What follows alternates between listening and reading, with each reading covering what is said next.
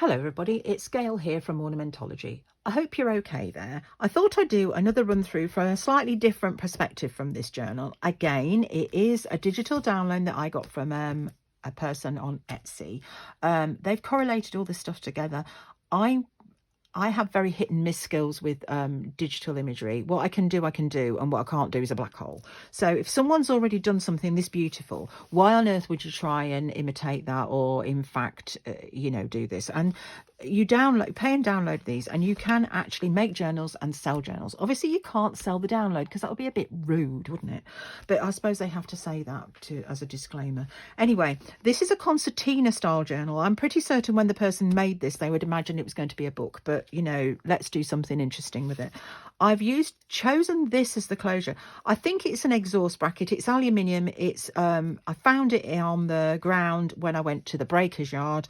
I know Dave from the breaker's yard, and he's very lovely. And if I find odd bits of random things like this, he just goes, "Oh, for goodness sake, woman, I don't know what you're going to do with it, but just have it." And I think it makes an excellent closure for this. This is called Inventors Delight, and it is delightful. I think the imagery is delightful. I can't take any credit for the imagery, just the way I've put it together. And it's a concertina book, so let me show you it end on so that you can get the general idea. There are 2 journals contained within this that you can write in, and loads of little things that you can pick out and write in also. So you get quite a lot for your adventure and your experience here. It's quite a full journal, so I'll squish it together and show you how it goes. So it opens thus the way. And there's things in here. So this is a piece of card that you can write on the back of, and it's a patent for a fan dated 1910. Now, whether these are actually from a patent book, I have no idea, but they are so lovely. I suppose if you really wanted to, you could even colour these in if you felt like it, if that's your thing. But it just folds over and opens and does its thing. So it might fall off the end of the page, so I'm sorry about that. So, and there are things tucked in. So I found in this pack there were things about corsets, and I just put some little bits of writing paper to extend out so that you could write jots on these. And this is a slightly different one. It just opens on a hinge, and it's about a electric light, T.A. Edison apparently. And these little tops, I found a brown paper photographic journal to put your photo images in, and I liked the paper. It was really robust paper. I've got a bit of a thing about brown paper. People that know me know this. But this is where I ripped it out from the actual book, and it seems such a shame to waste it, so I've kept it in my usual fashion, and I've used it as you do. This is about the patent for a lamp for the front of a train. I wonder if these might be American actually, but it doesn't really matter, does it? They're just so beautiful. Why would you not want to do this? Another bit about some kind of bra sort of corsetry thing. It's a corset and dress protector apparently, according to the patent, and there's a little bit of paper there so you can write on that.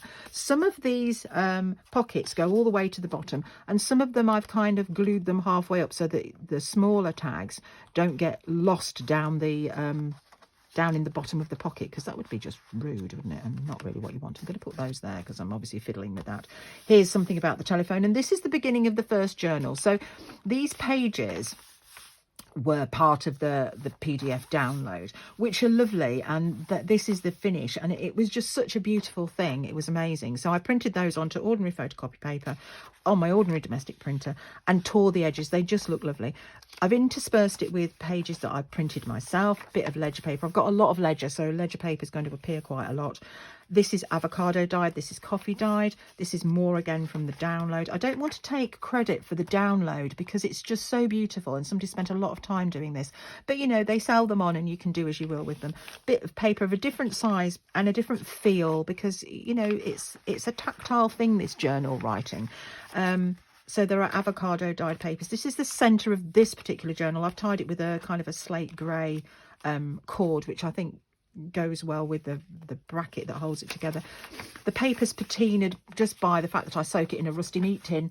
Obviously I don't use it to cook me meeting anymore, but it just picks up the patina, and it's just amazing, and it doesn't do it the same twice, which is quite magnificent. It works for me anyway. And these pages are lined, you can write on them. Some fold out ones to give you a bit more writing space. This, when it dried, it was folded this way, so when it dried it had a dark edge to it, and it just makes it interesting, I think. They just don't come out the same, so it's very unpredictable. I quite like that. So this is this. Here's another section. Let me just open this so that you can see it. More things tucked down here. World maps, my card that tells you, you know, what it's all about. This is a velocipede, and this is what it looks like without the chap on it. There's a card tucked in here. And it's just an open out little card that you can write on about a globe and a hot air balloon. Why would you not want to know about a globe and a hot air balloon? I mean, it is an inventor's dream, this. There was also some things about the body which kind of didn't really work. I couldn't see the connection, but I liked the way it looked. I liked the way it was laid out. It seemed to kind of tie with it quite nicely. So there's just a couple of those. Here's another drop-in tag. It's got a typewriter on. I've done this in small and large because it's just so beautiful. And a stopwatch from someone, and there's another hot air balloon, and some funky glasses, which, I mean, look at them. They're welder's goggles, apparently. They're a bit over-engineered, but then in Victorian times, wasn't everything a little bit over-engineered? So then we go to the other side of it, because you kind of go round with this journal. So when I was looking into this, I found a page in a book and it just said miscellany. And I thought, yes, that kind of sums this up quite well. So you could write on there if you so felt inclined. I've just tucked that over the edge there. You can move these about, obviously, and fiddle with them and do what you will with them. This is just a journal card.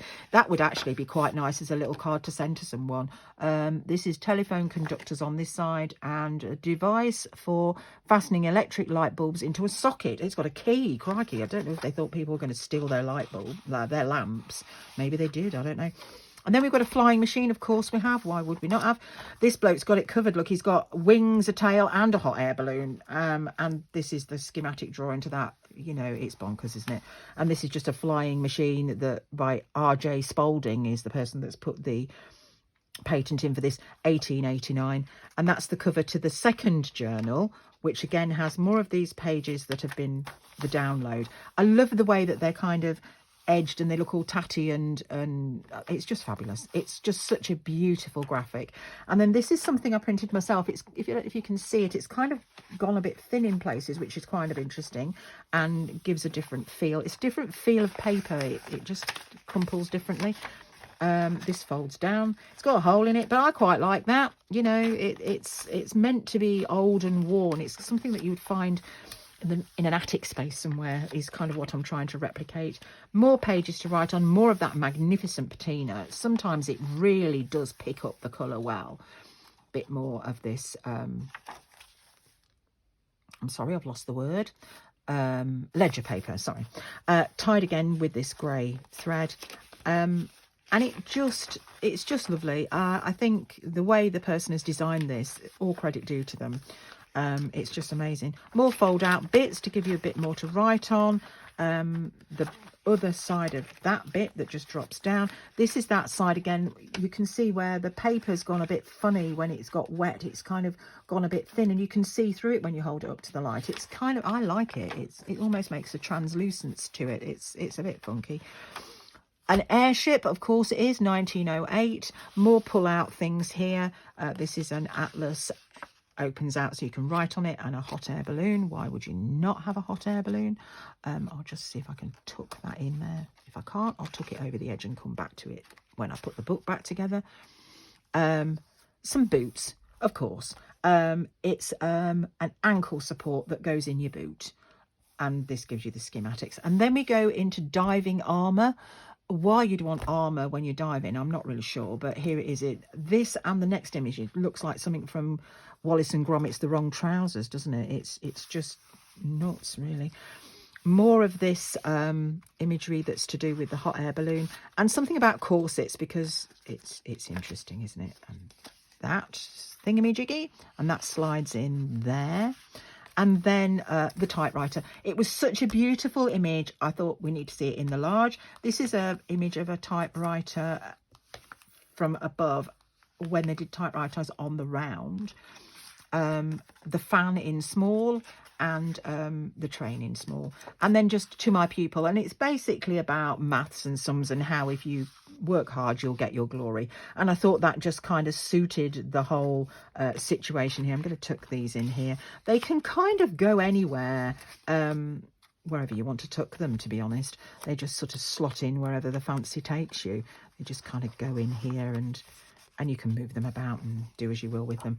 So that's the Explorer's Journal, which is it's funky in its own little way, held together by this exhaust. I think it's an exhaust clip, but it just works, I think. So the overall size of this journal is 22 centimeters, which is about 8.5 inches, by 14 centimeters, which is about 5.5 inches. My measurements were a bit approximate, but they're more or less there. It's available now. I'll be bringing it to the next gig, which is probably going to be the one that I'm doing at Newark.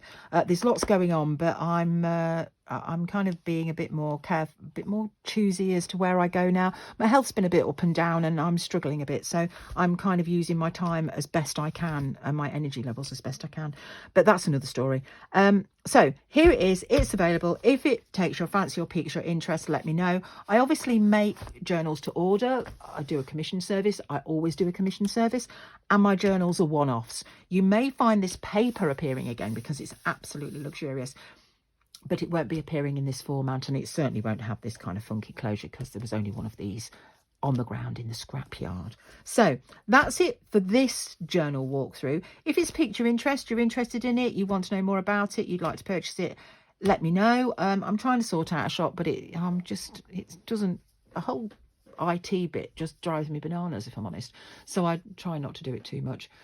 So here it is. The Inventors Delight, it's called, and I hope you liked it. Anyway, thank you for giving me your precious commodity, your time, and I'll see you on another one. Bye now.